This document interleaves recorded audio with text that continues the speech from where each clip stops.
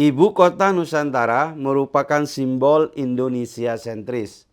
Pembangunan akan dibuat merata tanpa harus mengutamakan satu wilayah saja. Proses pembangunan sampai selesai sebenarnya memakan waktu cukup lama. Tapi beberapa target jangka pendek sudah dibuat.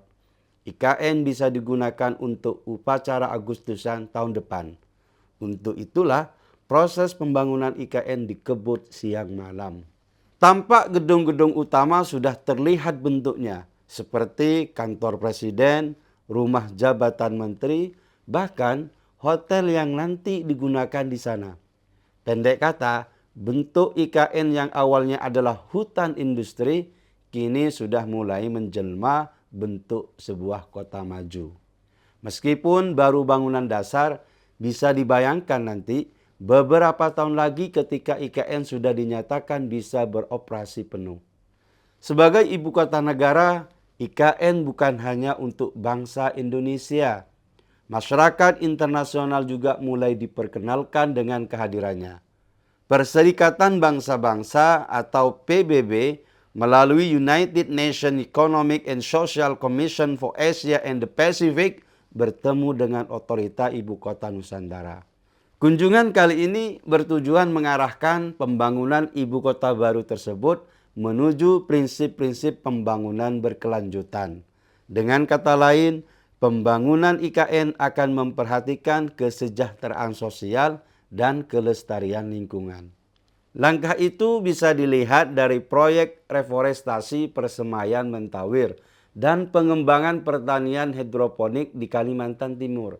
Sebuah komitmen dalam membangun lingkungan yang berkelanjutan dan pemberdayaan ekonomi masyarakat lokal. Kepala Otorita IKN Bambang Susantono menegaskan bahwa SDGs telah menjadi fokus utama dalam setiap aspek pembangunan ibu kota Nusantara. Menyelaraskan prinsip-prinsip global dalam pembangunan kota modern dengan upaya konkret seperti reforestasi dan pemberdayaan masyarakat sekitar adalah langkah yang sangat tepat. Keberlanjutan dalam pembangunan bukan hanya tentang membangun infrastruktur yang canggih, tapi juga tentang menciptakan lingkungan yang sehat, memperhatikan aspek sosial dan meningkatkan kualitas hidup masyarakat. Dalam konteks ini, PBB itu memberikan pengakuan internasional terhadap upaya mereka dalam membangun kota yang berkelanjutan. Langkah selanjutnya adalah menyusun voluntary local review untuk memantau pelaksanaan SDGs di ibu kota Nusantara.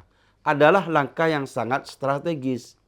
Melalui VLR ini dapat dilakukan pemantauan yang lebih terperinci terhadap pencapaian tujuan SDGs dalam konteks kota yang sedang dalam tahap pembangunan.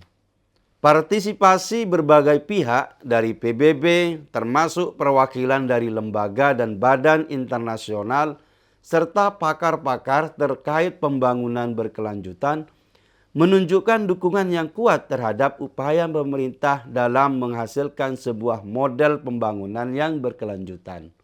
Keberadaan para ahli dan perwakilan lembaga internasional ini juga membuka kesempatan bagi pertukaran pengetahuan dan praktek yang terbaik, yang dapat menjadi modal berharga dalam mengembangkan ibu kota Nusantara.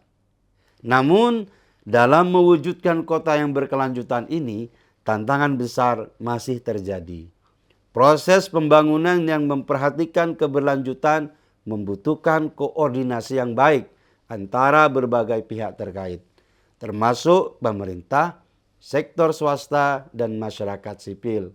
Selain itu, pendekatan berkelanjutan juga membutuhkan alokasi sumber daya yang memadai dan dukungan keberlanjutan dari berbagai pihak terkait.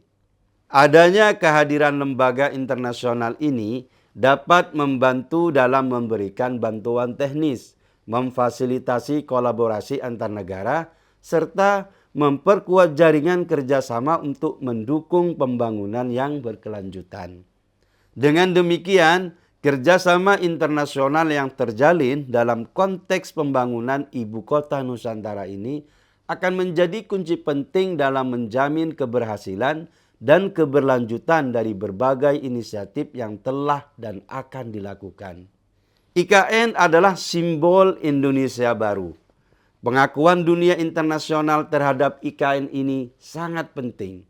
Apalagi cita-cita pembangunan IKN bukan hanya soal memperhatikan sosial dan ramah lingkungan, tapi lebih jauh lagi, sebagai langkah awal menuju Indonesia Emas 2045 nanti.